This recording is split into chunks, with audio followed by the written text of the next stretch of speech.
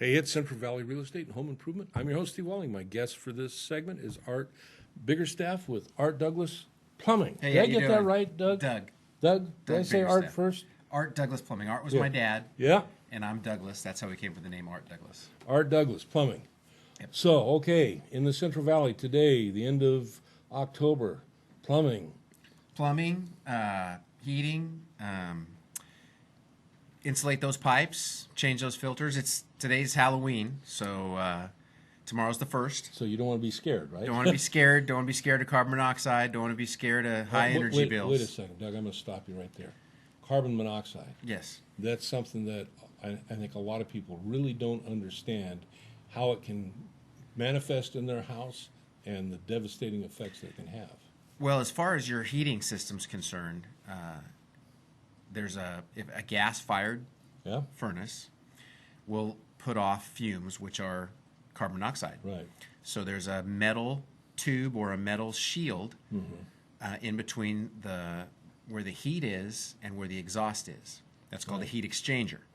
So the gas heats that up, then your blower blows across that and puts the heat through the vents. Now, if that heats up, it expands, cools off, it contracts. Over time, they can get a crack. If they get a crack, they're letting carbon monoxide into your home. So really, everybody should have a carbon monoxide detector in their house along with the smoke detectors. Absolutely. In your bedroom, preferably, because that's where you sleep. And it's the silent killer is what they like to say. It has no odor. Yeah, no odor. You don't know it's there. And the carbon monoxide has actually gone off. We've had customers call carbon monoxide detectors going off. And they call up and they go, hey, how do I shut this off? Yeah. This thing's driving me crazy. Yeah. No, don't shut it off. Get Get out of the house. Yeah. You know. And sure enough, there was a problem with their heat exchanger, and it can also come from other sources. It can come from fireplaces that haven't been cleaned correctly, other things, but primarily what we deal with is going to be your furnace and the dangers and making sure it's safe and that it's clean and that it doesn't cause you a problem. Probably be checked on kind of like an annual basis, right? Well, we check our units. If you have a maintenance agreement with us, we actually check them twice a year. Okay. So we That's come out better yet. springish, we come out fallish, and a lot of companies will do just the air conditioner in the spring and just the furnace in the fall.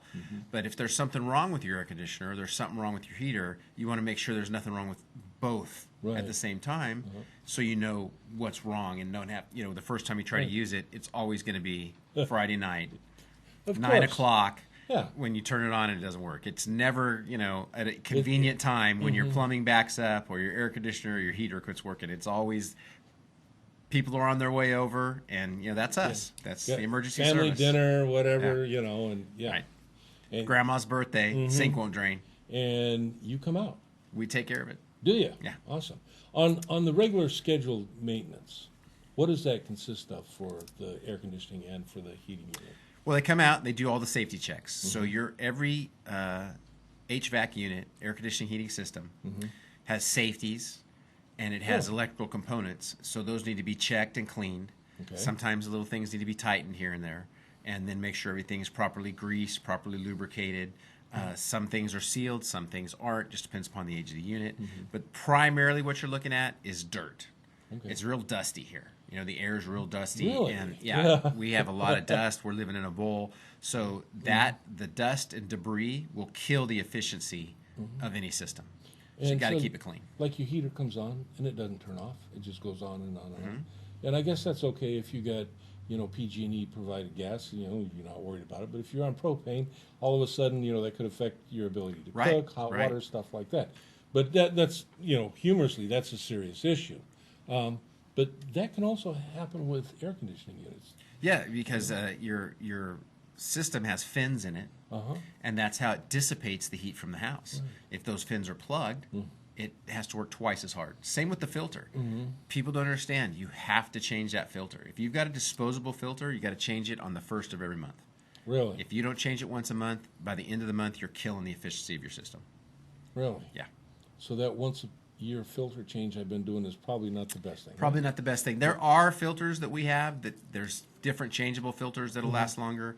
There's electronic filters. There's electrostatic filters. Really? We actually like to put in what's called a UV light. Okay. That kills all the airborne dust, debris, germs.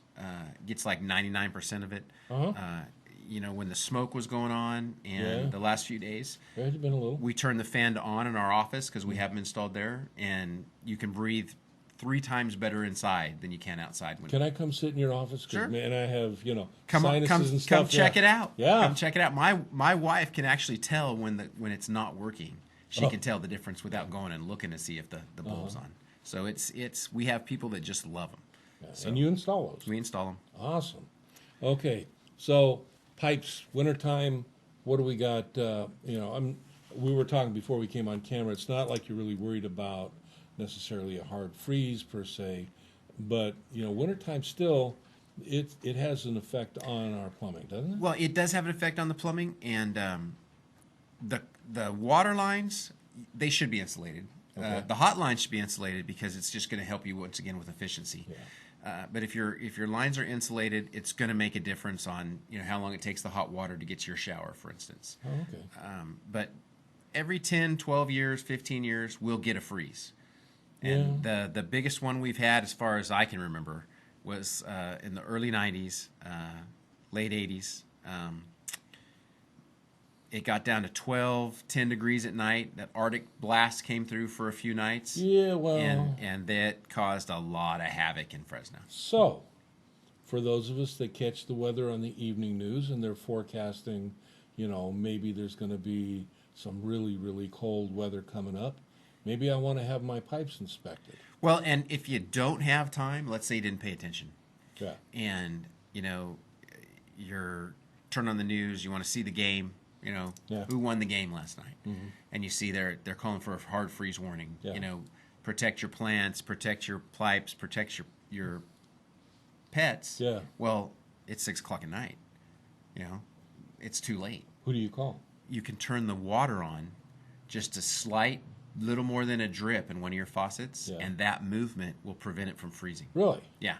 No, You're going to waste some water, but you're going to waste a lot of water if that pipe breaks in the middle of the night. Well, yeah. That's one of the workarounds until then you can get it insulated, get it taken care of. And give you a call and have you come out and take care of it. We'll take care of it for you. That's it.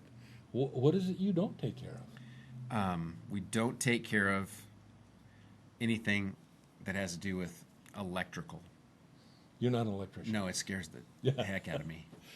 And you won't bring my plants in for me on a freeze, right? And well, if we're there doing something else, we'll bring the plants in. Okay. We've taken garbage cans out for people. We've done other things, but that's just a joke about the electrical because I'm plumbers always joke you can see the water leak. Yeah. You can't see the electrical leak till it gets you. Yeah, there you go. Yeah. So. Yeah. All right. So Art Douglas Plumbing. Art Douglas Plumbing. Whatever you may have in your home that is pipe connected, or if you're you got a heating, air conditioning unit that, we talked earlier in this segment about carbon monoxide. When Doug said it is the silent killer, it really is. You can't smell it. You don't know that it's there oftentimes. Usually, if you have a carbon monoxide detector, that will be your first. And don't turn the thing off because you can't sleep at night, right? Don't pull the batteries Yeah, out. that's it. At that point, have someone come out and check it. And you can call Art Douglas Plumbing. And you call them at what number? Our main number is going to be 291-7230. That's answered pretty much 24/7. 24/7. There Somebody you answers go. the phone. And then he's got, Facebook and webpage and all that stuff. Facebook, right? Twit, Yeah. Insta, Yeah. famous, yeah. I have a grandson that takes care of that stuff. Yeah, I have a great guy in our office takes care of all that because I can barely turn the computer on. There you go. Hey, take care of your home. It'll take care of you. Yep. Art Douglas Plumbing will take care of it when you have that need. And I'll see you when we come back.